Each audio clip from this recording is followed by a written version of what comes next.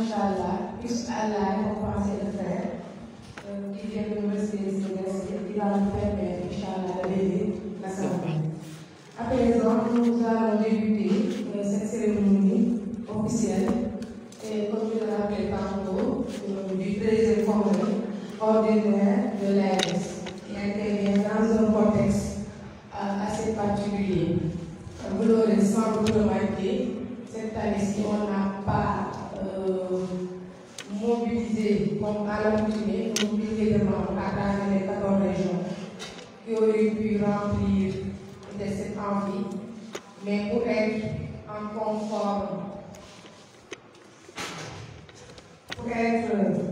conformité avec les mesures édictées par notre ministère de la Santé, nous avons voulu faire un congrès de représentativité. Avoir des représentants qui vont nous servir de relais une fois de retour dans les 14 régions du Sénégal, nous servir de relais au niveau de la base. Donc c'est ce qui explique donc, le choix de ce congrès-là où on a appelé des représentants et non pour la base de l'AMS. C'est également un moment solennel, et vous l'avez remarqué aussi avec l'élection du nouveau bureau, un moment avec plein d'émotions, un moment de grande envergure. C'est également l'occasion de ce congrès de faire des résolutions assez importantes, des résolutions qui vont nous permettre de porter, de faire à l'attention du public des recommandations qui nous tiennent à cœur et qui entrent en droit avec les préoccupations de la structure.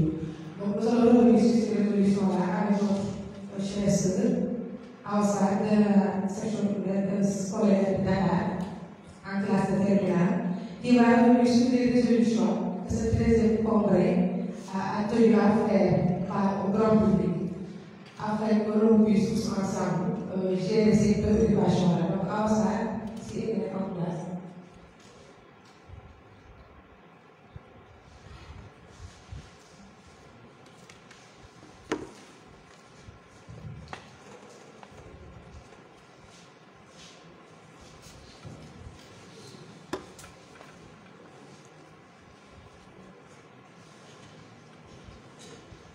Ensemble, vous êtes invité à nous rejoindre si c'est déjà en place.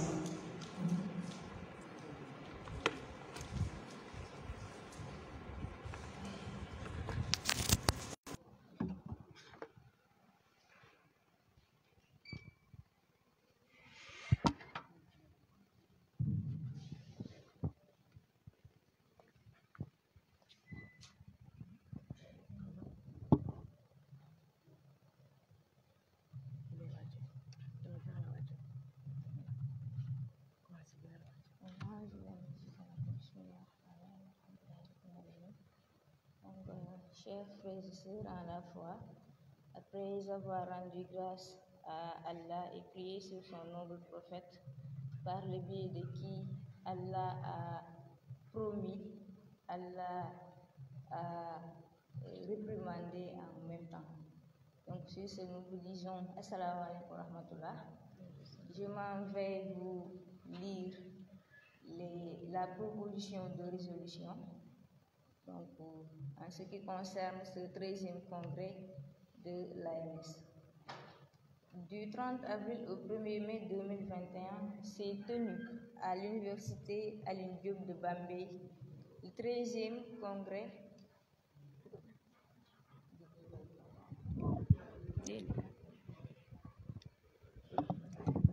du 30 avril au 1er mai 2021, s'est tenu à l'université Alioune Diop de Bambey le 13e congrès ordinaire de l'Association des élèves et étudiants musulmans du Sénégal sur le thème l'AMS pour la refondation du système éducatif, quel projet pour un Sénégal en mutation? Après analyse du thème général du congrès, de la situation nationale et internationale, le congrès, instance suprême et souveraine, conformément aux textes en vigueur régissant l'AMS et aux nouvelles attentes de la structure, a pris les résolutions suivantes. Considérant le rôle central du système éducatif dans la mise en œuvre des politiques humaines, sociales et économiques et la nécessité d'une refondation du système éducatif sénégalais basé sur nos valeurs et notre héritage religieux et culturel, considérant les nombreuses grèves, le non-respect du calendrier scolaire et universitaire et la recrudescence de la violence en milieu universitaire, considérant la dépravation des mœurs, la crise des valeurs et une certaine volonté d'intégration de l'éducation sexuelle dans les curricula de formation de l'école sénégalaise. Considérant la question de l'immigration clandestine et la problématique de l'emploi des jeunes, considérant les lancinantes crises dans des secteurs vitaux tels que la pêche, la santé et l'agriculture, considérant le rôle des religieux dans la recherche de la paix sociale dans le pays, considérant le quotidien de plus en plus dégradant du peuple palestinien et la quasi-inexistence d'un réel avenir en tant qu'État souverain. Le Congrès invite l'État du Sénégal et toutes les forces vives de la nation à une véritable évaluation du produit de notre école depuis l'indépendance pour rebâtir le système éducatif sénégalais sur de nouvelles bases. Appelle l'État à trouver des solutions durables aux crises récurrentes dans le système éducatif, à l'amélioration des conditions d'accès de vie et d'études dans les écoles et les universités, et exhorte les autorités et les étudiants à œuvrer ensemble pour la pacification de l'espace universitaire. Regrette la crise de valeurs et de repères que traverse la société sénégalaise. Condamne les programmes télévisés contraires à nos valeurs et bonnes mœurs et fustige la volonté de lobby d'imposer une éducation sexuelle dans les curricula de formation. Exige de l'État du Sénégal des politiques viables et pérennes de lutte de l'immigration clandestine et la problématique de l'emploi des jeunes par des programmes de formation et de financement accessibles à tous. Exhorte l'État à régler de façon durable les crises lancinantes dans le secteur de la santé, de l'agriculture et de la pêche. Salue le rôle crucial des religieux dans la stabilisation et la paix sociale du pays. Et enfin, condamne le terrorisme d'État de l'Israël envers le peuple palestinien, fait à Bambey le 1er mai 2021. Donc, voilà. Donc, nous remercions chaleureusement notre sœur Awa Sarr pour la lecture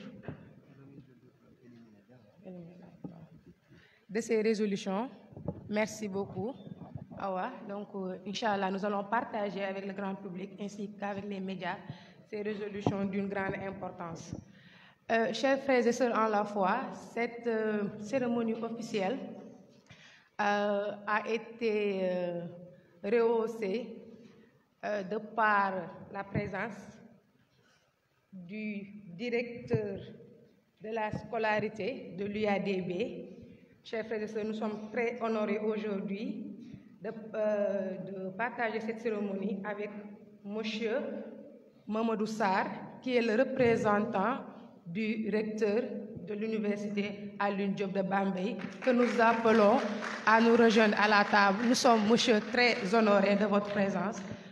Ainsi, nous vous invitons à nous rejoindre à la table. Des applaudissements pour monsieur le directeur de la scolarité de l'université Alioune Diop de Bambey, représentant du recteur de l'université.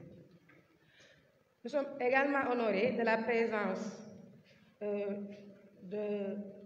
du représentant du Rassemblement islamique du Sénégal, qui est, rappelons-le, que l'Association des élèves et étudiants musulmans du Sénégal est la branche estudiantine de ce grand mouvement qui est le RIS, le Rassemblement islamique du Sénégal.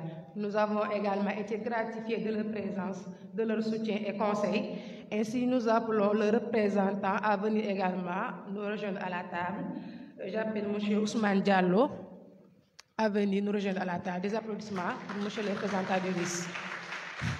Enfin, nous allons appeler notre cher frère qui vient fraîchement d'être élu comme le président du comité exécutif de l'Association des élèves et étudiants musulmans du Sénégal.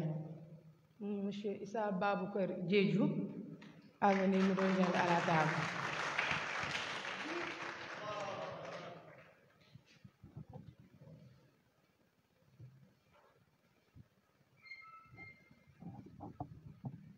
Merci, cher monsieur. Donc, avant d'introduire nos différents invités, donc pour un peu joindre l'utile à l'agréable, nous allons introduire le groupe Djamou, qui est le groupe culturel de l'Association des élèves et étudiants musulmans du Sénégal en tant que structure de jeunes, donc qui s'investissent également dans ce domaine de la culture, du sport et de l'art.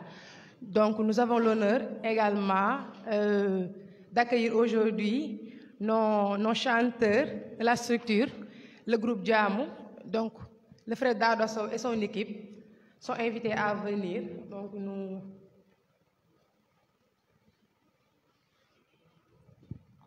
faire une petite animation, donc de quelques minutes, Inch'Allah, avant de passer aux différentes allocutions. Dardosso.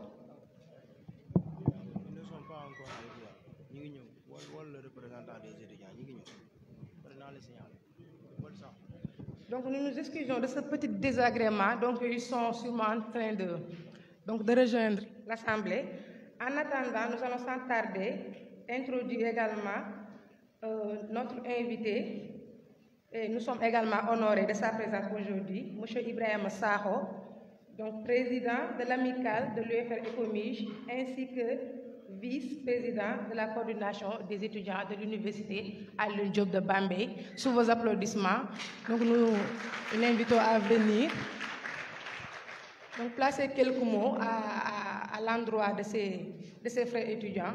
Donc M. Ibrahim Sakho, vous avez la parole. Nous sommes également très honorés de votre présence et nous vous en remercions grandement. Donc vous avez la parole.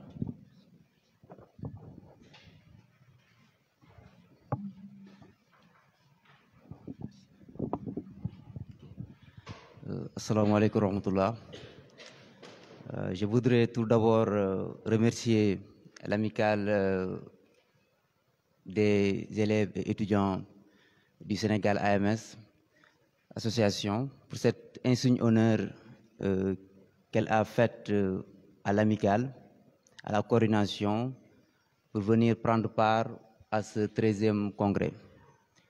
Ce fut un réel plaisir que nous éprouvons d'être parmi vous, parmi les nôtres, parce que nous tous, nous partageons le même espace universitaire, qui est l'université Alioune Diop de Bambey.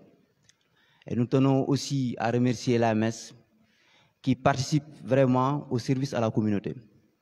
C'est quand on parle de service à la communauté, ce n'est pas tout simplement les étudiants, c'est aussi les associations, c'est aussi les mouvements religieux.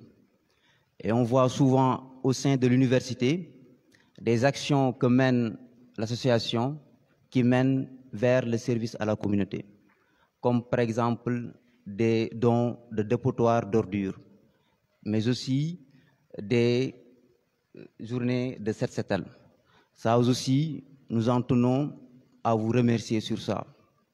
Autre service à la communauté aussi qui nous tient à cœur, qui tient la coordination des étudiants de l'université Alioune Diop de Bambey, c'est à chaque fois qu'une situation prévaut à l'université, par exemple comme celle-ci qui est une situation de crise, nous voyons l'appui de l'association des élèves et étudiants section UADB. Ça aussi, c'est à remercier. Parce que tout récemment, nous avons vu un communiqué qui est sorti, qui vraiment marque une solidarité, mais aussi à travers les sermons. Parce que les sermons du vendredi, parfois, nous entendons des paroles qui vraiment rentrent dans le cœur, qui vraiment aussi appellent les étudiants à nous rejoindre dans les combats que nous menons. Donc, vous avez tous nos remerciements et que la coordination reste ouverte envers vous parce que nous n'avons pas le monopole du savoir ni le monopole de la vérité. Nous sommes des porteurs de voix comme vous, donc nous sommes appelés à collaborer pour la bonne marche de cette université. Donc, faisons à ce que nous ayons un cadre de concertation pour qu'à chaque fois qu'il y ait crise, à chaque fois qu'il y ait des problèmes au sein de l'université, que nous puissions être ensemble autour d'une table pour trouver des solutions. Vraiment, vous êtes une référence en matière d'association religieuse et nous vous souhaitons une bonne continuité pour la suite. Merci beaucoup.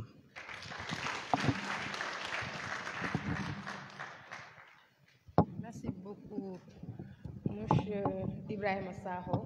Nous vous remercions, puisqu'Allah vous récompense pour les efforts consentis à venir vraiment répondre à notre invitation. À présent, sans tarder, nous allons introduire le groupe Djamou, le frère Dadason, j'espère que voilà. Donc, ils ont également l'honneur aujourd'hui de venir nous présenter l'hymne du congrès, donc qui est une coutume dans l'AMS. Donc, pour chaque congrès, il y a à chaque fois un hymne concocté spécialement pour cette activité-là, qui entre en droite ligne avec les orientations de cette activité-là.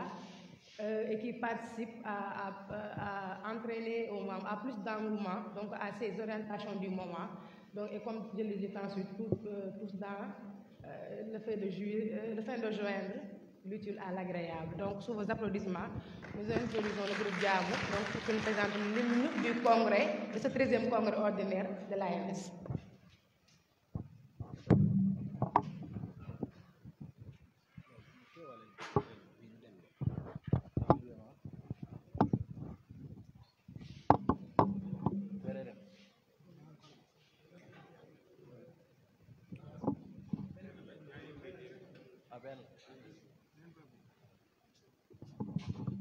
أعوذ بالله من الشيطان الرجيم والصلاة والسلام على رسول الله السلام عليكم ورحمة الله.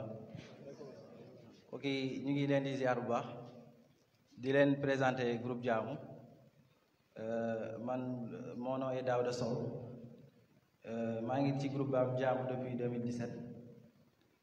Donc Abdoul Aziz Dieye moo nekk nii, le frère Mohamed Diop, Mame Fama Nia, Mame Fatou Diaw Seck, yaa Soumay Gueye qui est derrière, et Aminata Thiantou.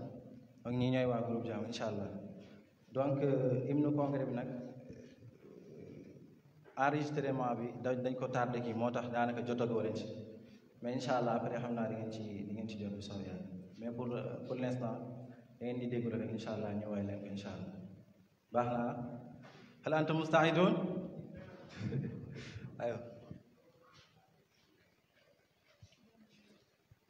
aywa leen yéen jàngi leen sàkku xam-xam jot na yéen waaxu yi dabe war na yéen jàngi leen réew mi naat jàngi leen aywa jàngi leen yéen jàngi leen sàkku xam-xam jot na yéen waaxu way dabe war na yéen jàngi leen réew mi naat jàngi leen réew mi naat jàngi leen xam-xam meeru yàlla la ngëm-ngëm maayu yàlla la boole ñaar yoonu yokku la nañ ci farlu sunu barke la adduna bi dafa jaxasoo mbir yëpp mujj la xasoo tax nit ñi fàtte yim sasoo ngal mandelaw ñu ñoñ kasoo adduna bi dafa jaxasoo mbir yëpp mujj la xasoo tax nit ñi fàtte yim sasoo ngal mandelaw ñu ñoñ kasoo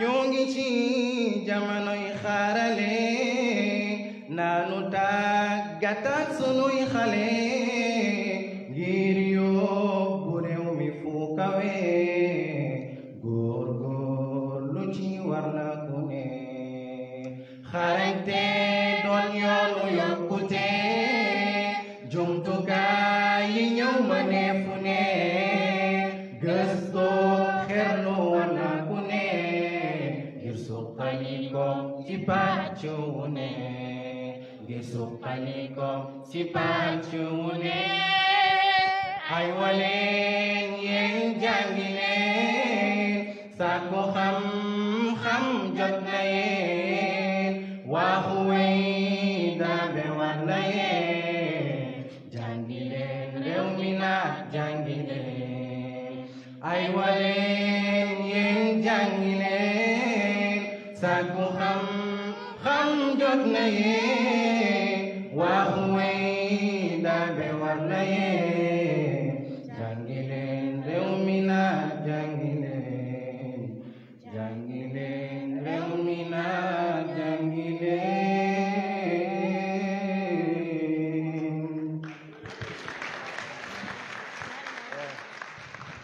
donc hymne bi tonton Lamine Diop moom moo ko bind quoi takbir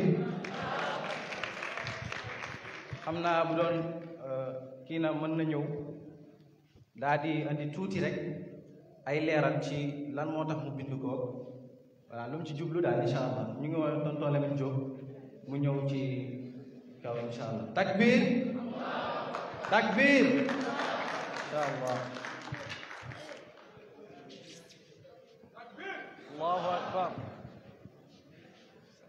Asalaamaaleykum wa rahmatullah ñu tàccu leen bu baax waaye ñu tàccu leen parce que les défis culturels dans le mouvement ñu ciy liggéey boo xam ne bu sérieux la ay xale la ñu ñaanal leen yàlla tàccu leen.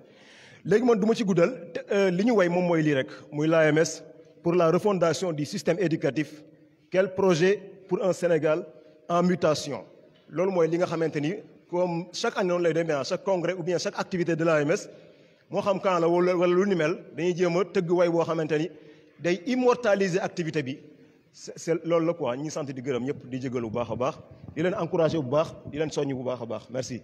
asalaamaaleykum wa rahmatullah. takbir macha allah donc moo ngi noonu léegi temps bi bu dee benn bu ndaw rek kon comme kii bi enregistrement génn kon ngeen xaar enregistrement bi incha allah bu ko defee ngeen mën ko mokkal incha allah léegi dañuy dem ci yaa ilahi yoo xamante ne yaa ilahi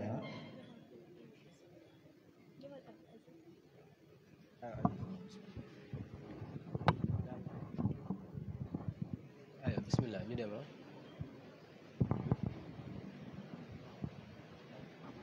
يا إلهي ذو الجلال والإكرام يا إلهي أمام يرم تجب الماء يا إلهي ذو الجلال والإكرام يا إلهي يرم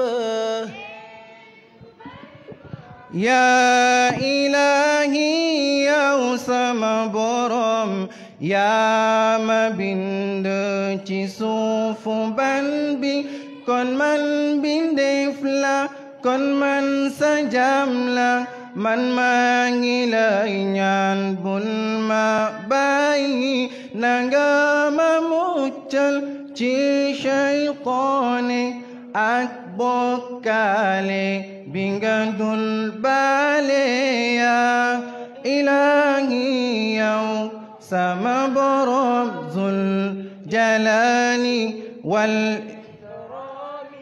yaa ilaahi yow yirma yërma yaa ilaahi yow zul jalaali wal ikraami yaa ilaahi yow yirma yërma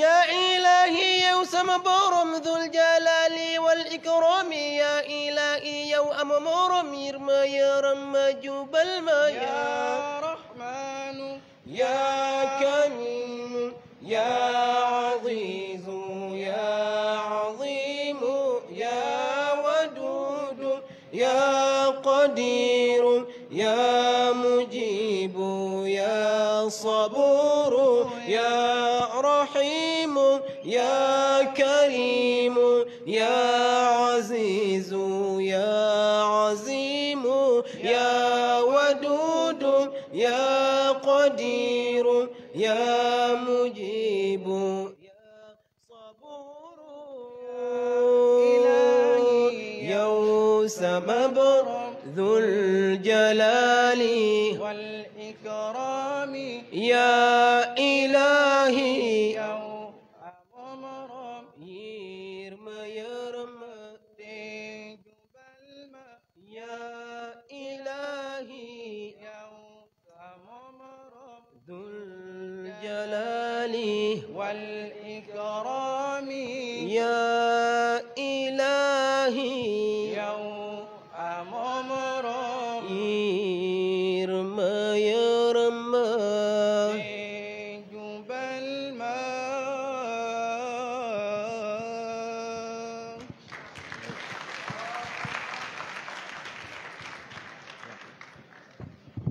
Assalamualaikum warahmatullah. Alhamdulillah. Machallah, des applaudissements pour le groupe Diamou.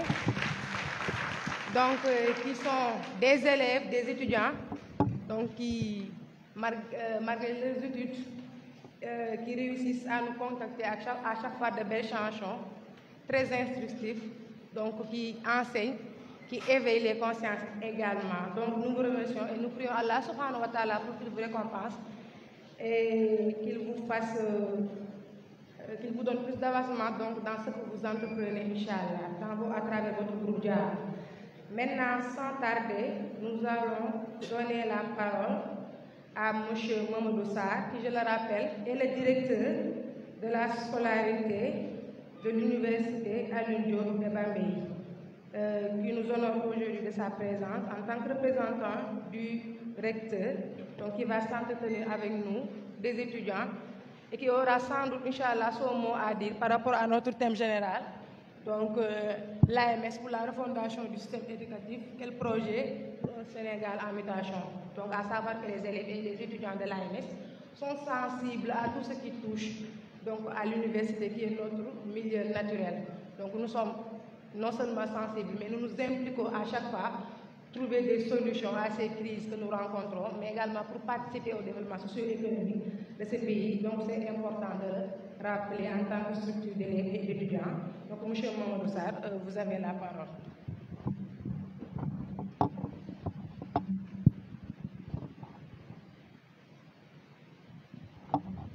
أعوذ بالله من الشيطان الرجيم بسم الله الرحمن الرحيم اللهم صل على سيدنا محمد وسلم.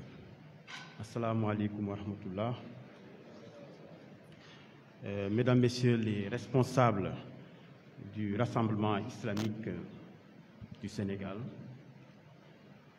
Mesdames, Messieurs les présidents sortants et entrants du bureau du comité exécutif, Mesdames, Messieurs les responsables du bureau de la conférence nationale, Mesdames, Messieurs les responsables de coordination régionale, chers anciens et anciennes de l'AMS, Mesdames, Messieurs les responsables de section universitaire, Monsieur le Président de la section universitaire UADB de l'AMS, cher Taïrou, chers congressistes, chers invités, au nom de Monsieur le recteur de l'université Alioune Diop, le professeur Mahi Diaw, qui est empêché,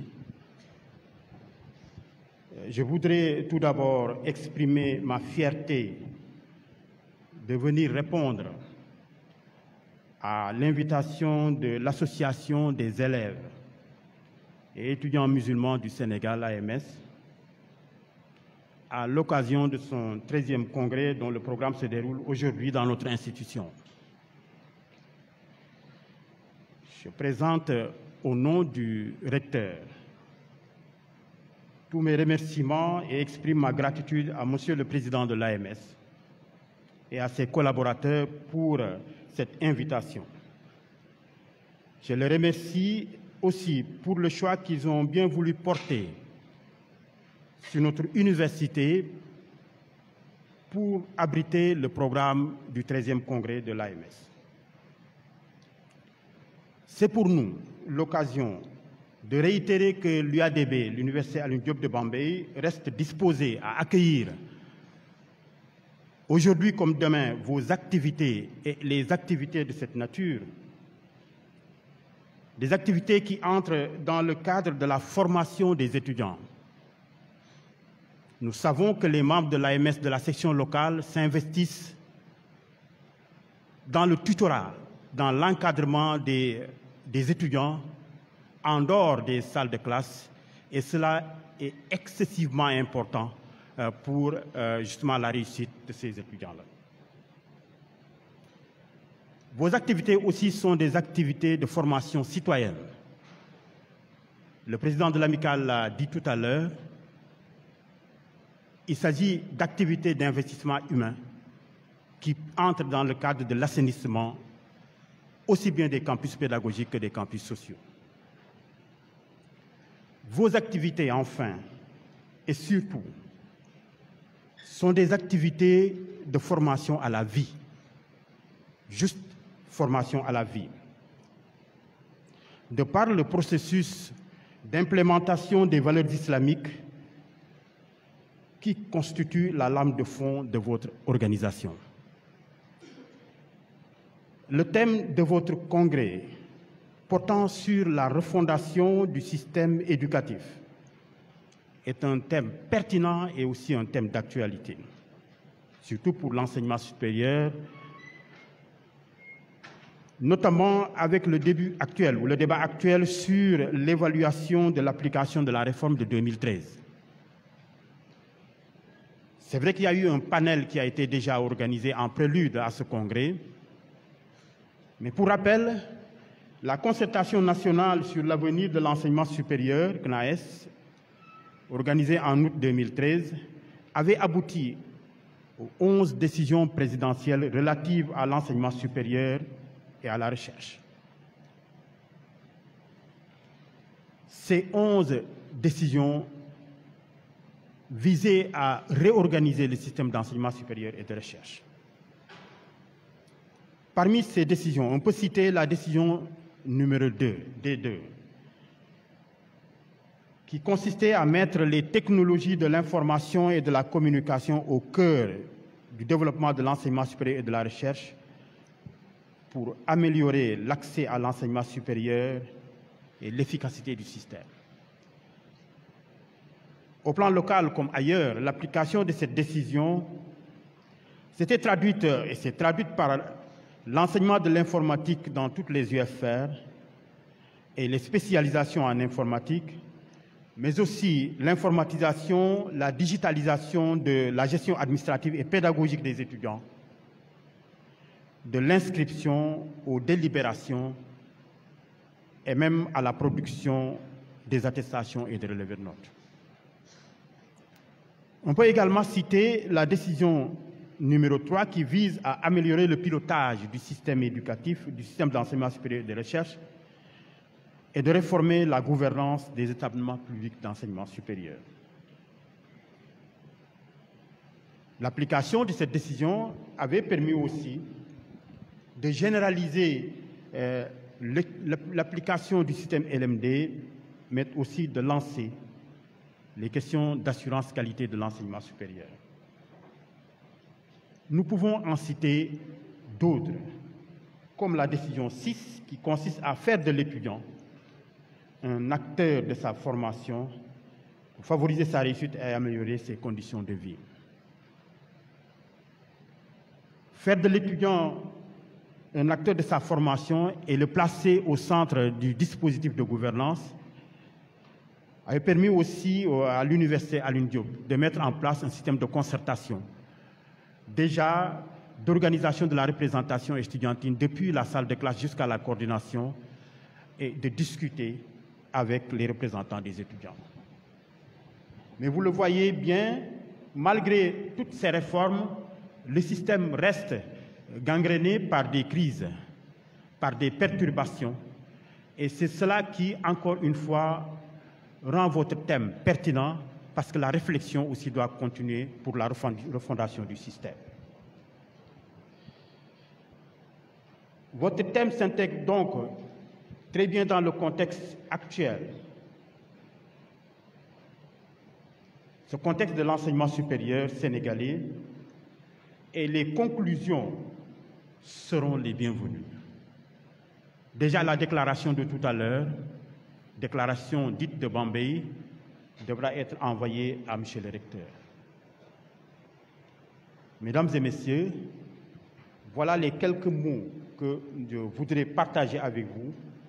Je souhaite que le programme de l'AMS se déroule comme vous le souhaitez, dans de bonnes conditions et que ce 13e congrès de l'AMS connaisse un franc succès.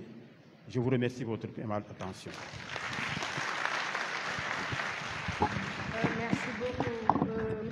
Mamadou Sarr, pour ces mots à l'encontre des élèves étudiants musulmans du Sénégal. Donc, je profiterai de l'occasion à travers lui pour remercier nos collaborateurs de l'université qui n'ont ménagé aucun effort pour nous accueillir.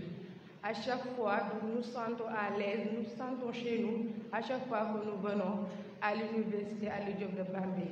Figurez-vous qu'il n'y a même pas 2 mois que nous sommes venus aussi à une activité de la section universitaire de Bambey.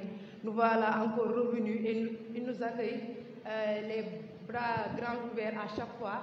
Ils mettent à notre disposition tout ce dont on a besoin pour nous mettre à l'aise, pour nous permettre de dérouler nos activités dans de bonnes conditions. Nous magnifions hautement cette collaboration et nous les remercions pour ces conseils-là, cet accueil chaleureux à chaque fois que nous venons ici. Cette université est notre doublement. Non seulement parce qu'il y a nos frères et sœurs qui sont là, qui apprennent, qui font leurs études, mais à chaque fois, nous avons l'occasion de venir faire ici nos activités sans aucun problème. Et ça, je pense que c'est à magnifier, c'est à saluer. Donc, sous vos applaudissements, nous les remercions très franchement pour cette collaboration. L'AMS, vous êtes redevable pour tout ce que vous nous mettez à notre disposition lors des activités et nous en sommes très reconnaissants. Maintenant, sans transition, la parole est à M. Ousmane Diallo, qui est le représentant du Rassemblement islamique du Sénégal. Comme je le rappelais tantôt, l'AMS est la branche estudiantine de ce Rassemblement islamique du Sénégal, qui sont nos aînés, nos devanciers dans ce travail et qui sont là depuis hier avec nous pour nous accompagner dans le cadre des travaux de ce 13e congrès de l'AMS. Donc, nous les remercions également sous vos applaudissements pour les efforts qu'ils ont consentis à nous rejoindre ici. Avec la distance, ce n'est pas évident, mais également à nous soutenir moralement et psychologiquement. M. Ousmane Diallo, vous avez la parole. Alhamdulillahi Rabbil Alamin, Alhamdulillahi ala kulli hal, Alhamdulillahi lazi bi ni'matika tatimu salihat, wassalatu wassalamu ala ashrafil sayyidil awwalin wal akhirin, سيدنا ومولانا وحبيبنا محمد رسول الله صلى الله عليه وعلى آله وصحبه وسلم تسليما كثيرا. السلام عليكم ورحمة الله. Monsieur le Président de la scolarité de l'Université Alioune Diop de Bambey, Monsieur le Président de l'Assemblée de l'Université de Bambey, nous vous remercions encore une fois de nous avoir accueillis. Nous sommes honorés d'être ici à Bambey et soyez également honorés parce que pratiquement depuis bientôt 30 ans, c'est la première fois que l'AMS délocalise son congrès et l'organise hors de Dakar. Donc, soyez honorés pour cela et l'histoire retiendra que pour la première fois, quand le congrès a été délocalisé, ce fut à l'université Alioune Diop de Bambey que cela a été organisé. Monsieur le Président du comité exécutif sortant, mon cher frère Mamadou Ndaw et son équipe, dañ leen di jaajëfal ak di leen di encourager bu baax ci ni ngeen téye woon mandat bi. di ko rafetlu di wax ne gàcce ngaalaama tey gis nañu ne gàllankoor yi amoon yépp surmonté ngeen ko moo xam Covid bi la moo xam perturbation système éducatif bi la mais teewul téye ngeen ba tey ngeen mën a joxe ndono bi nga xamante ni tegoon nañ ko seen loxo suñu seetloo suñu delloo encore ci histoire ñaari yoon la AMS am mandat bi nga xamante ni mandat wu 3 ans la mandat bi ci jiitu mu doon mandat wu 3 ans mooy mandat bi nga xamante ni jëlee nañ ko ci 2008 yóbbu ko ci 2010 plutôt 2007 yóbbu ko ci 2010 li ko waraloon mooy bu ñu sumbee sumb bu mag boobu nga xamante ni moo nekkoon dajale mbooleemu mbootaayu islam yi nga xamante ni ñi ngi biir Sénégal pour cuubaat li nga xamante ni lu bees la ci biir Sénégal ci congrès boobu d'ailleurs la ñu tàmbalee woon tudd wàllu refondation ba tey ñu koy tuddaat looloo taxoon ñu def 3 at mandat bi nga xamante ni tolluwaat na ci 3 at mooy mandat bi nga xamante ni génn nañ ko te li ko gàllankoor ak waral ko mooy feebar bi nga xamante ni mooy lëmbe àdduna ñuy ñaan yàlla teggil ñu ko muy Covid-19 bi kon c'était pas évident yàlla na yàlla taxawu leen jéggal leen seeni njuumte fay leen seen taxawaay ci téye bi nga xamante ni moom ngeen téye woon mandat bi. Monsieur le Président entrant de l'Association des élèves étudiants musulmans du Sénégal, notre jeune frère Issa Baboukar Diédhiou et son équipe ñu ngi leen di ñaanal yàlla woyofal leen yan wi barkeelal leen liggéey bi comme ni mu barkeelee waxtu yi nga xamante ni ak weer bi nga xamante ni moom la ñu nekk yàlla yàlla yombalal leen ba lépp li ngeen di séentu lu ñuy séentu ci yéen ngeen mën koo def ba ngeen def li nga xamante ni lu weesu suñu njoxtu lay doon. maa ngi jël kàddu ci turu rassemblement islamique du Sénégal ci teewaayu secrétaire général du rassemblement islamique muy kenn ci ñun nit ñuy kenn ci yéen maa ngi koy jël ci teewaayu responsable rassemblement islamique yépp yi nga xamante ni ñoo fi teew. su ma nee secrétaire général kenn la ci ñun parce que da di koo xamante ni bi ñuy ci tàmbali 93 bi ñuy créer association des élèves étudiants musulmans ba tey mi ngi fi ak ñun ak ñeneen ñu dul moom ñoo xamante ne ñi ngi ci salle bi wala nekkuñ ci salle bi continuer di ñu accompagner accompagnement boobu nga xamante ni démb la woon tey ñëwul jàpp leen ne ñi ngi leen koy féddali bureau bi nga xamante ni mi ngi dugg accompagnement boobu li ñu naan tey la waalo gën a aay yéen ñenn ngeen ci ñun. AMS c'est la branche estudiantine du Rassemblement islamique du Sénégal wareef la ci ñun ñu taxawu leen ak accompagner leen pédagogiquement wareef la ci ñun ñu taxawu leen ak accompagner leen socialement wareef la ci ñun ñu taxawu leen ak accompagner leen financièrement du lenn ci nga xamante ni mooy suñu jot suñu xalaat suñu alal wala leneen loo xamante ni dinañ ko bàyyi ginnaaw te fekk ne ñëwuñu dimbalee leen ko yéen ñi nga xamante ni suñuy rakk ngeen suñuy jarbaat ngeen suñuy lépp ngeen ndax ëllëg yéen a ñu war a wuutu ci taxawaay bi nga xamante ni ñu ngi ko am au niveau du Rassemblement islamique du Sénégal ci loolu ma leen di xamal ne ak di leen wax ne RIS da ci bàyyi xel ba nga xam ne siège bi nga xamante ni mi ngi koy tabax ci Dakar ci Rufisque ci Tëngéej dafa ne du siège u Rassemblement Islamique du Sénégal waaye siège u AMS la ak siège u RIS la niñ ciy tabaxee bureau bi nga xamante ni bureau président Rassemblement Islamique la xam naa Mamadou Ndaw amul chance boobu du mujj doon bureau waaye Issa Baboucar jàppal ni ci suñu siège am nga fa sa bureau am nga fa bibliothèque am nga fa lépp li nga xamante ni élève ak étudiant dina ko soxla xajaluñ leen ci ñu nag yéen ñoo bokk siège bi nga xamante ni ñu ngi koy tabax ndax suñuy alal ñoo ko tabax suñuy nit ñoo ko tabax moo xam dañu nekk AMS tey moo xam dañu nekk AMS démb moo xam ay sympathisants yi nga xamante ni dañoo yàgg di taxawee liggéey bi ñi ngi def congrès nag ci jamono joo xamante ni jamono bu xaw a jafe la ñi ngi koy def ci jamono joo xamante ni valeur dafa nekk lu jafe ñi ngi koy def ci jamono joo xamante ni école dafa nekk ci crise maa ngi koy tudd sànq refondation bi ñu koy tudd 2007 la woon tey ñëwul ñu ne du ñu cuub waaye dañuy jàllar bi su fekkee dañuy wax comme ñenn ñi suñu nee jàllar bi nag mooy lan mooy ne dañuy soppi ñëwuñu pour sof si loo xamante ni bi ñuy tabax liggéey bi nga xamante ni mooy liggéeyal l'islam dañoo sofu ci suñu mag ñu baax ñi waaye école tey laajul ñu cuub ko école dafa laaj ñu soppi doxalinam ci li nga xamante ni mooy wàllu valeur ñu taxawaat ci boobaak léegi ñu ngi ci tey lañ ci war a gën a mën a taxaw école dafa laaj ñu xoolaat li nga xamante ni moom lañ fay jàng école dafa laaj sax ci li nga xamante ni ñu ngi koy joxe ci wàllu bourse d'excellence ñu xool ni ñu koy joxee directeur suñu seetloo ñi nga xamante ni ñu ngi leen di jox bourse des fois dañu leen di jox ay bourse fekk ay ndaw lañu ñu génn dem bitim réew suñu demee souvent wala bokk li ci ëpp ñaare rek ñu jël valeuru jàmbur ñu jël ay jikkoy jàmbur ba nga xamante ni li ñu leen waroon a mooñee ba suñuy dem ñu dëgër am ndëgër laay ba war a mën a dellu si waat loolu dafay des moo tax xëy na loolu war nañ ko xoolaat ci ñi nga xamante ni ñu ngi leen di jox bourse ak jamono ji nga xamante ni ñu ngi leen di joxee bourse est-ce que sax warati nañu joxe bourse fekk ne nit ki mi ngi def bac en tout cas interrogation la boo xamante ni war nañ cee mën a xalaat ak yeneen yi nga xamante ni tey école sénégalaise soxla nañ ko AMS démb ak tey mi ngi ci woon tey la ciy gën a taxaw source de stabilité lay doon ci école si la ñu mës a dox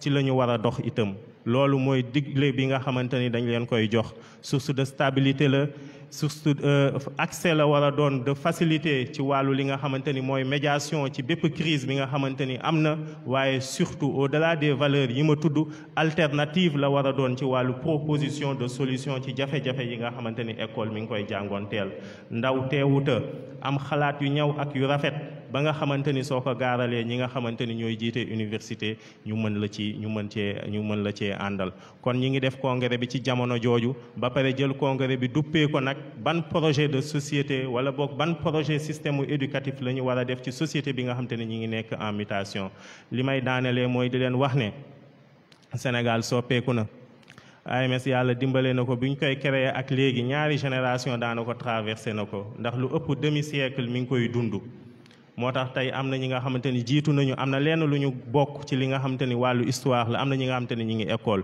nañu conjuguer suñu effort yooyu yëpp synthétiser ko xool nan la ñuy gën a mën a servir école ak université ba nga xamante ni nit ñu yaatalee fii ci université de Bambey dinañ continuer taxawee taxawaay boobu ba yaatal boobu gën a mën a yokk ñu yaatalee ñu ko feneen ak feneen comme ni mu amee woon ba suñu taxawaay démb ak barki démb ci wàllu joxe exemple tey ci wàllu nekk ay cadres un peu partout dans l'administration publique wala dans le secteur privé ñu continuer di joxe loolu di provisionner lu mel noonu société sénégalaise ba société bu ñu nekk mën a nekk société bu jag fekk ne nekkul ay code wala ay sécurité mooy tax li nga xamante ni loolu ñu koy def waaye mooñ nañu ak yaree ñu yar bi nga xamante ni suñu yeggee sax ci wut métier duñ ko xaar ci keneen mais fekk am nañu suñu biir loo xamante ni dinañu ko mën a jox fekk xaaruñ ci keneen ñaan yàlla jàppale ñu nangul ñu ci congrès bi nga xamante ni moom la ñu jóge dolliwaat ñaan yàlla jàppale leen ci mandat bi nga xamante ni dénk nañ leen wax leen ne ñi nekkuñ seen ginnaaw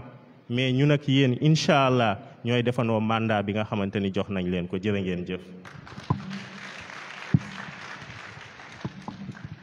Merci ñuy jaajëfal le frère Ousmane Diallo donc pour un peu imiter ko avec langue bi nga xamante ne moom la def discours am bu am solo bi donc juste dama koy imiter pour wax que ne donc ñu en fait le fait que mu utiliser langue wolof je pense que aspect également bu fondamental la bu war a dugg ci changement yi nga xamante ne bëgg nañ ko entamer ci suñu système éducatif sénégalais mooy un système qui nous ressemble système boo xam ne day épouser suñu ay valeurs boo xamante ne donc suñu culture suñu lépp da koy jël en charge yaakaar naa dina gën a am solo buñ ko tabaxee noonu donc langue yi également daf ci am solo les langues nationales ñu intégré ko ñu approprié ko ñu xam ne suñu moomeel la et que le fait que ñu yokk ko ci suñu système éducatif daf ñuy bonifier daf ñuy gën a yokk daf ñuy gën a enraciné ci li nga xamante ne moom mooy suñu culture muy lu am solo donc revenir peut-être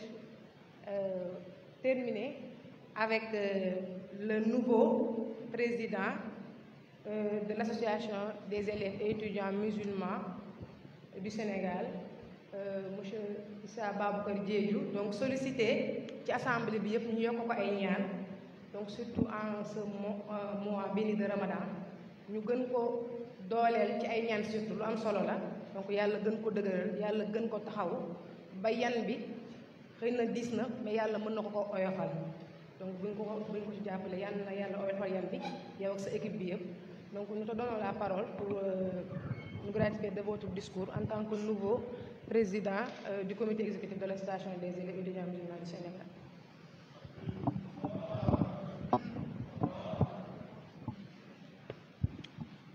Au nom de Dieu, le clément, le miséricordieux, prière et salut sur son prophète qui guide l'humanité vers tout ce qui peut lui garantir la justice, la stabilité, la paix et l'épanouissement.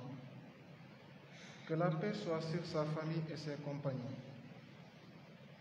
Messieurs et mesdames les autorités administratives et universitaires, honorables invités, membres du Rassemblement islamique du Sénégal, chers frères, chères sœurs, membres et sympathisants de l'Association des élèves et étudiants musulmans du Sénégal, en vos grades, titres et rangs, je vous dis Assalamu alaikum wa rahmatullahi wa barakatuh. Permettez-moi tout d'abord de remercier le recteur et toute l'équipe administrative de l'Université Alioune Diop de Bambey. Vous avez mis à la disposition de l'AMS locaux et moyens pour la bonne tenue de ce congrès. Par ma voix, l'AMS vous dit merci. Notre reconnaissance et gratitude va aussi à l'endroit du Rassemblement islamique du Sénégal, Amir Cheikh Makhtar Kébé.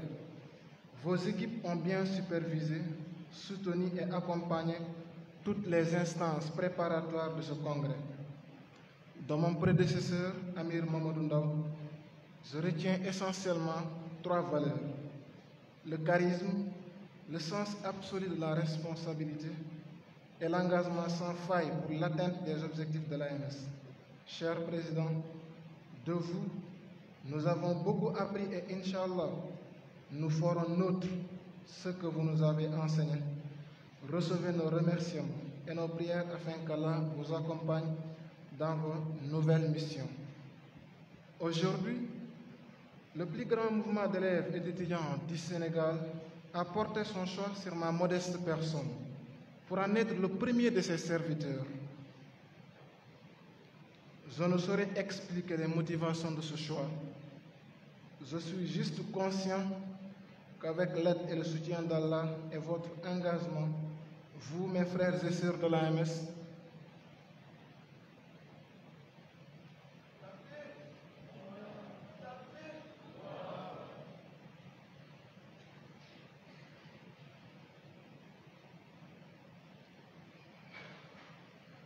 je suis juste conscient qu'avec l'aide et le soutien d'Allah, votre engagement, vous, mes frères et sœurs de l'AMS, nous arriverons, Inch'Allah, à relever tous les défis.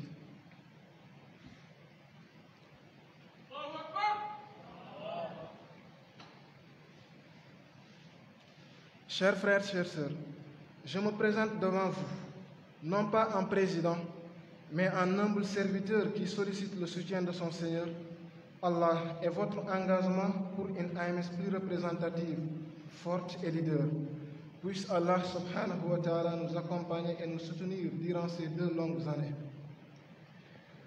En 1993 et bien avant, lorsque nos prédécesseurs lançaient et concrétisaient l'idée d'une association d'élèves, d'étudiants dont les missions premières seraient de promouvoir la pratique et la compréhension de l'islam en milieu scolaire et universitaire et de constituer un pôle d'excellence dans tous les domaines de la science, leur défi majeur était sans doute d'œuvrer pour et aux côtés d'une jeunesse sénégalaise dont l'avenir était incertain. En effet, la jeunesse en général, et plus particulièrement celle scolaire et universitaire, a toujours aspiré à la réussite et au développement.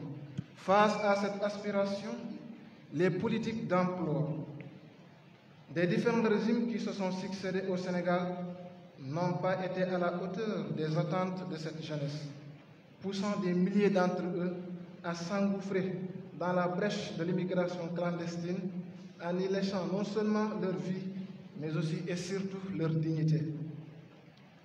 Chers frères, chères sœurs, ce 13e congrès ordinaire de l'AMS se tient dans un contexte de pandémie. En effet, la COVID-19 a bouleversé toutes les manières de penser, de vivre et d'agir dans tous les pays du monde. Au Sénégal, la COVID a mis en nu la porosité de nos systèmes économiques et sanitaires, mais aussi elle a gravement impacté notre système éducatif. Ce système éducatif qui connaît des crises récurrentes depuis des décennies à cause des grèves répétitives est aussi une boîte de résonance d'un modèle occidental très éloigné de nos valeurs et notre culture. Tous les programmes, depuis l'approche par les contenus, passant par l'approche par les objectifs, jusqu'au programme actuel basé sur l'approche par les compétences, aucun d'entre eux n'a encore produit le type de Sénégalais ancré dans ses valeurs et avec des compétences en phase avec le monde de l'emploi au Sénégal.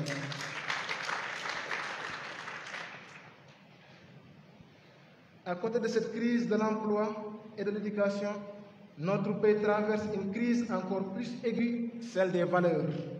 Étonné par la dépravation des mœurs, la violence des discours et l'ignomie érigée en règle de vie, un jour j'ai demandé à un vieux sage, Baye, lu dal suñu réew mi.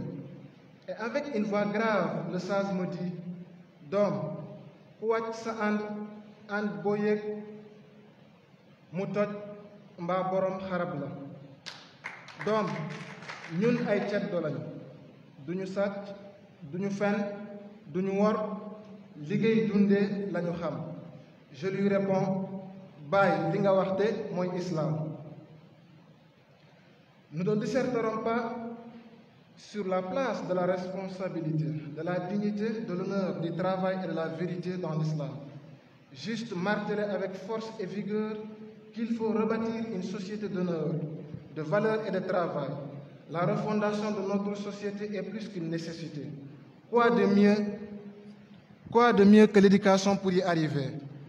Oui, l'éducation et la formation sont surtout les 2 leviers sur lesquels une réflexion accrue doit être menée si nous voulons gagner ce pari. Monsieur le Président de la République, chères autorités, l'AMS, fidèle à sa vocation d'association avant-gardiste dans toutes les questions qui interpellent notre société en général, l'école, l'université et la formation en particulier vous interpellent solennellement. Il faut repenser nos curricula de formation à tous les niveaux. Le thème général de ce congrès, l'AMS pour la refondation du système éducatif, quel projet pour un Sénégal en mutation, pose ce débat. En effet, dans une société sénégalaise en pleine mutation, notre système éducatif mérite d'être repensé, refondé, si nous voulons éviter à notre jeunesse de continuer d'être à la merci de tout vent venant d'ailleurs. Nous maîtrisons parfaitement l'œuvre de Molière, de Victor Hugo. Nous pouvons dire avec exactitude toutes les grandes crises militaires, politiques et économiques qui ont secoué l'Occident. L'élève sénégalais peut vous dire tout de la Chine de Chiang Kai-shek à Mao Zedong, alors que le président chinois ne connaît même pas l'Adjor national. Mais sommes-nous enracinés? Que savons-nous de Almami Mamadou Wane, de Maba Diakhouba, de Aline Sitoé Diatta, de l'Adjor? Que pouvons-nous dire de Tala Teinder, de Samba Sadio, de Loro, de Yang Yang ou de Gabou? Qu'avons-nous appris de la Casamance, de ces peuples, du Ndiambour, du Kayor?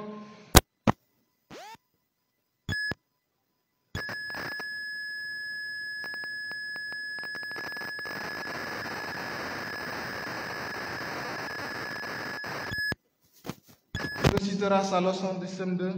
Le plus téméraire vous servira une réponse fanatique totalement en déphasage avec l'enseignement de ces illustres hommes et femmes. Le plus crédible vous dira tout simplement « je ne sais pas ». Comment une jeunesse qui ignore son héritage religieux, culturel, les valeurs qui sont le socle de sa nation, les hommes et les femmes qui l'ont incarné, peut aspirer à l'émergence? Notre modèle éducatif doit se baser sur ce que nous avons de meilleur avant de s'ouvrir à d'autres expériences. L'AMS ne croit pas à un système éducatif à deux vitesses qui inclut tous les modèles éducatifs hérités de nos anciens et qui ignore notre histoire et nos valeurs. Pour une refondation du système éducatif dans un Sénégal en mutation, notre projet se fonde sur une éducation basée sur l'héritage historique et les valeurs religieuses de toutes les couches de la nation sénégalaise. Un modèle éducatif qui place l'homo sénégaliensis au centre de ses préoccupations et des curricula de formation axés sur les compétences et les besoins de notre État, de nos entreprises et de notre économie. Un système éducatif du Sénégal, par le Sénégal et pour le Sénégal. Chers frères, chères sœurs, mobilisons-nous. Mobilisons-nous pour la compréhension et la pratique de l'islam partout et surtout dans nos écoles et universités. Mobilisons-nous pour une école sénégalaise de valeurs. Mobilisons-nous pour une AMS forte et leader. En ce mois béni du Ramadan, prions pour le monde islamique, pour nos frères musulmans opprimés en Palestine, en Chine, en Birmanie, pour un Sénégal de paix et de développement. Je ne saurais terminer sans m'incliner devant la mémoire de tous ces braves femmes et hommes qui ont perdu la vie à cause de l'immigration clandestine, de la Covid-19, des accidents de la circulation et j'en passe. Puisse Allah les accueillir dans sa miséricorde. Notre organisation a aussi été fortement endeuillée dans ces 2 et 3 années dernières. Notre mère, Seyda Zainab Fall, notre frère Seydina Ndiaye, notre sœur Mariama Djedjou, notre frère Mamadou Niabadi, notre frère Bara Ndiaye et notre frère Dr Iba Fall ont tous rejoint le Seigneur. Nous avons vécu et travaillé avec eux pendant plus d'une décennie. Ils ont laissé en nous des empreintes fortes dans nos cœurs et dans nos esprits. Puisse Allah les accueillir dans sa miséricorde. Chers frères, chères sœurs, chers invités, par ma voix, l'AMS vous remercie. Assalamu alaikum wa rahmatullah.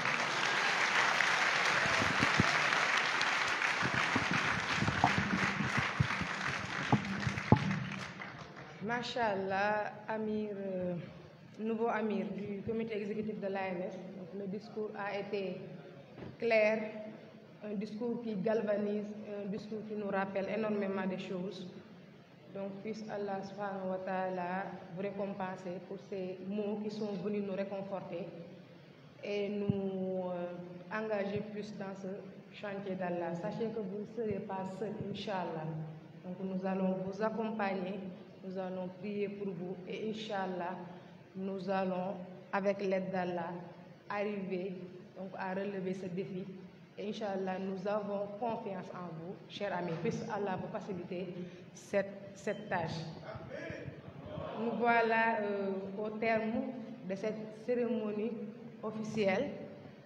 Donc, si vous me le permettez, Président Matar, juste 2 minutes, une petite dérogation pour un peu emboîter le pas à Amir National, donc comme il a fait hier, pour rendre un vibrant hommage aux femmes de l'AMS. Je ne pouvais ne pas le faire, parce que j'ai été censée être Amira des femmes, mais elles ont été à leur tour Amira pour l'Amira National, pour les conseils, pour votre estime, pour votre amour, pour votre aide inestimable, donc durant ce mandat-là. Je ne saurais vous remercier assez donc, pour tout ce que vous avez pu m'apporter et qui est considérable et que vous ne pouvez savoir, mais moi en tant qu'ancienne Amira, donc je vous témoigne cela, vous avez été d'un apport considérable. Et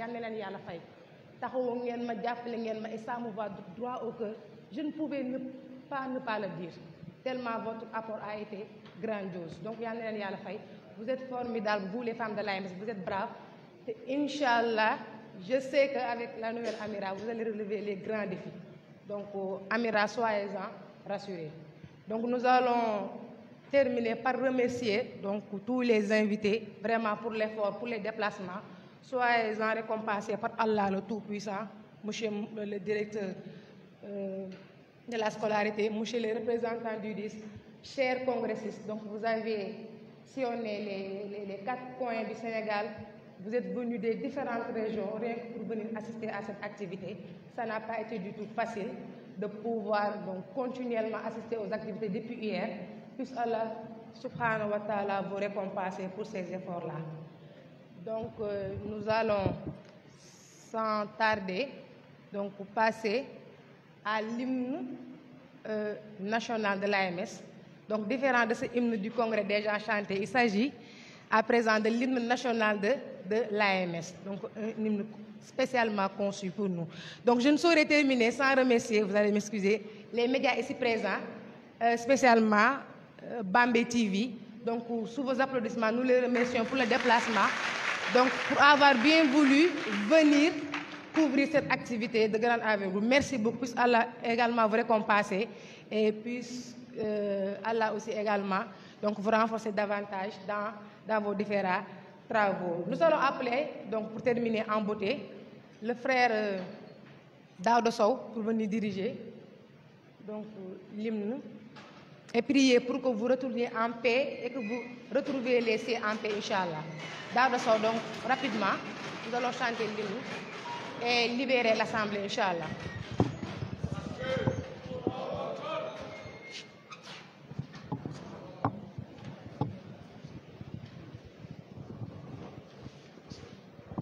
À mon signal, hein? 1, 2, 3. Gétionu yalla doina kherchi aduna sarchi jamu yalla doina kherchi adamu nanu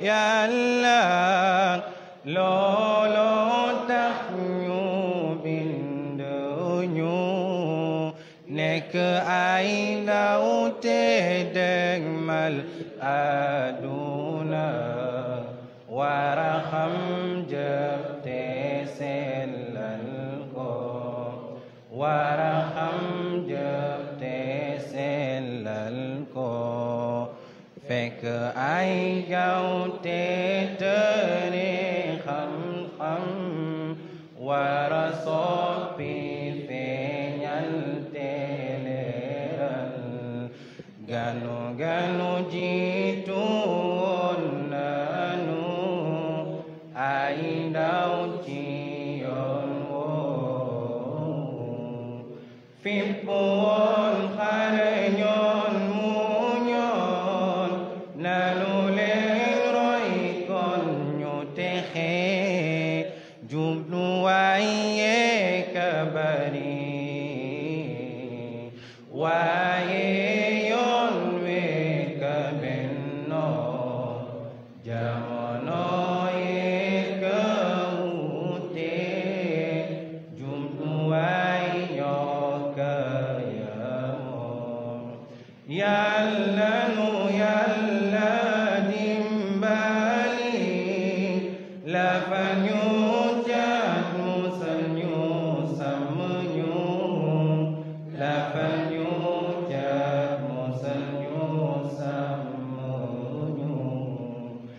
Al-Quran suñu téere sunna suñu royuwaay ay mes suñu mbootaay ay mes suñu mbootaay ay mes suñu mbootaay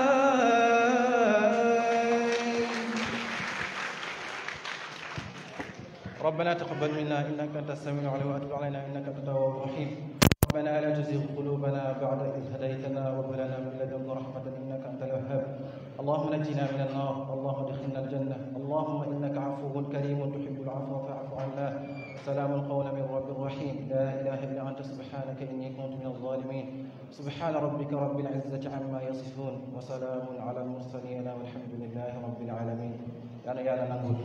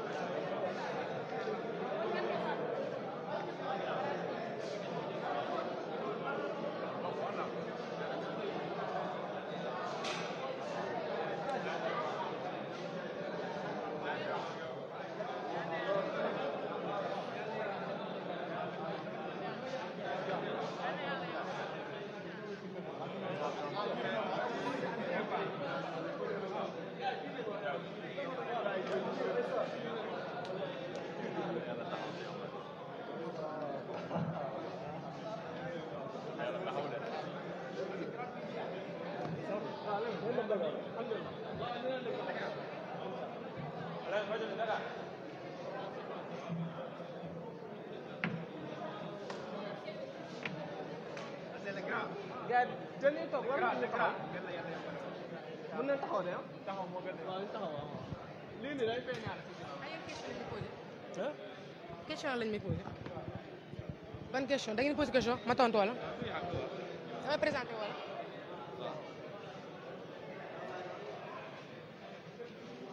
ragalal yàlla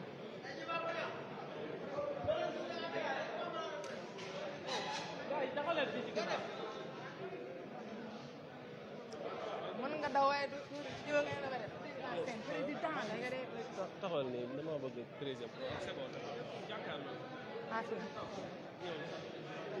ñeneen ñi mën nañu ñaar ñooy taxaw bi Mata mën na bokk taxaw doo ko def ami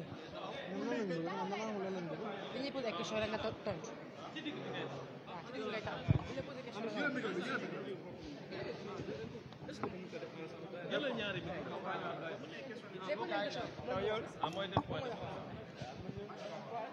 les femmes là Fatou ñëw na ñu dugg ci sama compagnon la donc waaw ngeen yaar de macha allah bàyyi ma bàyyi la ngeen taxaw ah ñëw nga bàyyi taxaw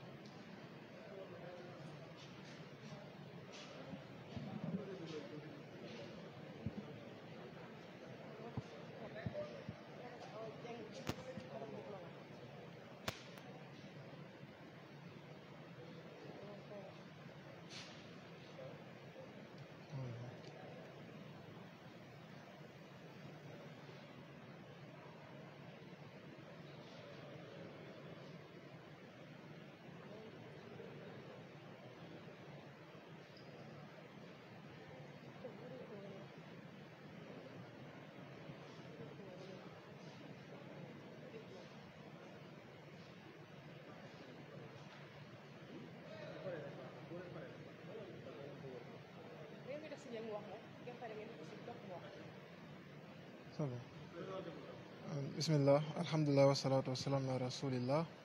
Donc, je m'appelle Issa Baboukar Diédhiou. Je suis étudiant en master 2 en droit public.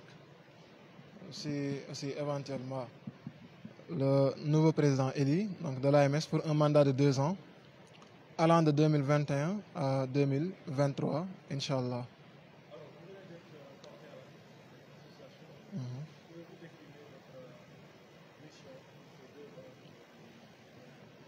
Oui, la mission, elle est en fait, comme d'habitude, donc c'est d'œuvrer pour la promotion de l'islam dans les écoles et dans les universités. Maintenant, donc par cette mission de promotion de l'islam, nous avons peut-être un certain nombre de domaines d'intervention donc dans lesquels nous nous investissons, notamment le domaine de la formation religieuse, le domaine de l'encadrement pédagogique et du renforcement des capacités. Il y a aussi le domaine citoyen et social, mais il y a aussi peut-être le domaine de l'action féminine, donc comment remobiliser les femmes donc autour des questions essentielles islamiques concernant donc la femme musulmane. Donc la mission c'est essentiellement cela. Oui, en fait la promotion de l'islam au niveau des universités, c'est que comme on a l'habitude à l'université est un endroit qui regroupe un certain nombre de structures et chacune de ces structures donc, a peut-être une vocation. Il y a peut-être des structures qui ont une vocation purement pédagogique. Il y a des structures qui ont une vocation purement syndicale. Il y a des structures qui ont une vocation purement donc, socioculturelle, telles que les structures de ressortissants. Alors, donc, puisque dans ce campus-là, on assiste peut-être à une multitude de structures et que ces structures, leur cible, donc c'est la jeunesse notamment, ce sont les étudiants. Et nous aussi, notre cible aussi, ce sont les étudiants. Donc nous pensons qu'aussi, il fait partie de nos exigences aussi, donc de proposer peut-être un cadre d'épanouissement qui puisse permettre à ces jeunes-là donc d'être attirés donc, par ce qu'on appelle la pratique religieuse et notamment ce qu'on appelle donc, la promotion de l'islam dans le milieu universitaire.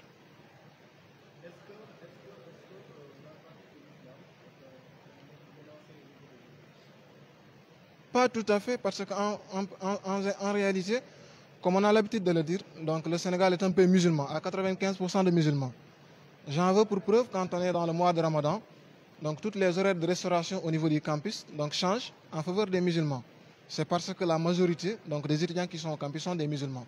Bon, ils pratiquent donc la religion, mais peut-être parfois, comme nous on a l'habitude de le dire, avant de pratiquer, il faut comprendre. C'est la raison pour laquelle nous on dit qu'il faut promouvoir la compréhension avant la pratique. Il fait partie des objectifs de l'AMS, surtout l'objectif numéro 1, c'est promouvoir la compréhension et la pratique de l'islam. Beaucoup donc, de personnes, peut-être, tu les vois en train de pratiquer, mais parfois, au cœur de l'acte cultuel, lorsqu'ils rencontrent une difficulté, ils auront du mal peut-être à s'en sortir. Donc il en va aussi de notre mission, donc d'aider ces étudiants à avoir plus de maîtrise par rapport aux différents préceptes donc de l'islam. Mais ils n'ont pas de problème spécifique par rapport à la pratique religieuse.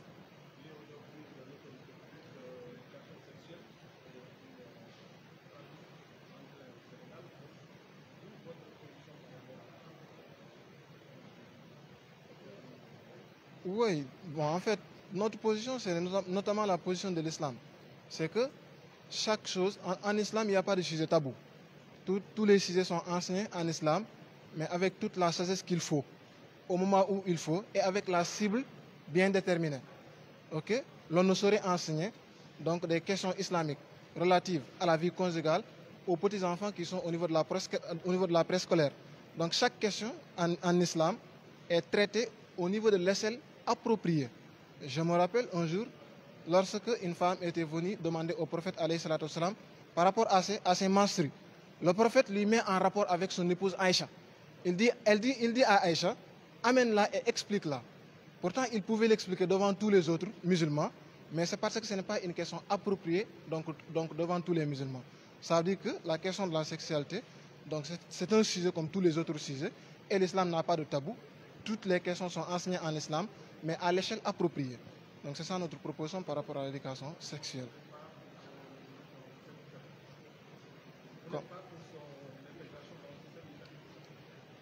Bon, pour quel but en fait? C'est ça le problème. En fait, quel est le but visé donc, par rapport à l'intégration de cette éducation sexuelle au niveau du système éducatif? En réalité, nous, on ne pense pas que peut-être c'est à des fins de formation religieuse ou bien à des fins de formation citoyenne, etc. Bon, en réalité, notre point de vue par rapport à la formation, que ce soit au niveau du préscolaire, de l'élémentaire, du secondaire ou à l'université, toute formation qui va dans le sens de renforcer la formation pédagogique, citoyenne, donc islamique, nous sommes en phase tant que cela n'est pas en contradiction avec les principes religieux, mais aussi tant que cela n'est pas en contradiction avec les valeurs cardinales de notre société. Voilà.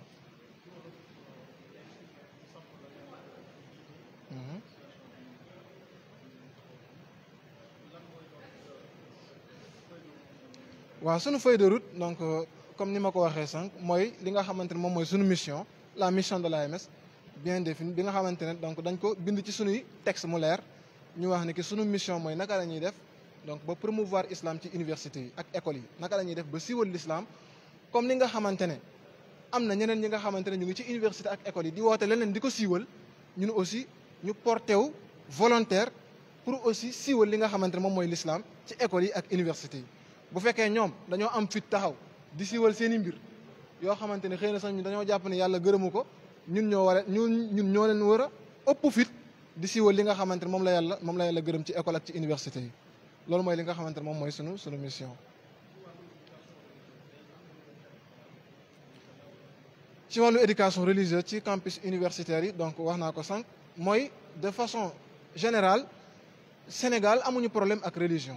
nit ñëpp dañoo bëgg donc l'islam donc bu waxtu julli jotee ñëppay julli donc boo nekkee ci université bi 17h bu jotee ñëppay génn donc laal seeni sajaada di julli mais peut-être à un niveau beaucoup plus profond donc dinañ am ay problèmes donc par rapport ak yenn préceptes yi par rapport ak yenn position islam ci yenn questions yi nga xamante ne ay questions yu xóot la donc sunu ambition moom mooy ñu apporter leen ay solutions ay alternatives par rapport ak ñoom seen questionnement yooyu nga xamante ne daf leen di préoccupé ci l'islam te xëy na amaguñu niveau bu leen permettre ñu mun cee am ay tontu.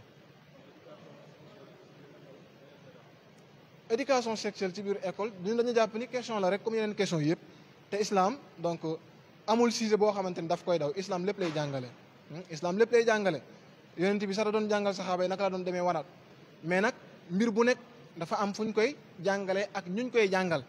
maanaam nit ku nekk balaa ñu koy jàngal dara dañuy xool est-ce que toll na ci ñu jàngal ko su fekkee toll na ci ñu jàngal ko bu boobaa du am benn problème waaye nag bu ñu bëggee jël li nga xamante ne xëy na ku nekk université dañ ko waroon jàngal ñu bëgg koo jox ci xale bi nekk fi nga xamante ne moom mooy jardin d'enfant su boobaa loolu aussi dafay andi li nga xamante ne moom mooy ay jafe-jafe ci wàllu éducation bi ba loolu moo tax ñun du ñu am problème ci bépp formation bu ñuy jox ay xale ci école bu fekkente ne formation bi ñu leen di jox dafa leen di renforcer ci wàllu pédagogie ci wàllu citoyenneté ci wàllu diine lépp lu ñu leen di jox ci formation bu nekkul en contradiction ak principe bu diine bu nekkul en contradiction ak sunuy aada yi nga xamante moom mooy sunuy aada dëkk su boobaa ñun duñ ci am li nga xamante moom mooy problème merci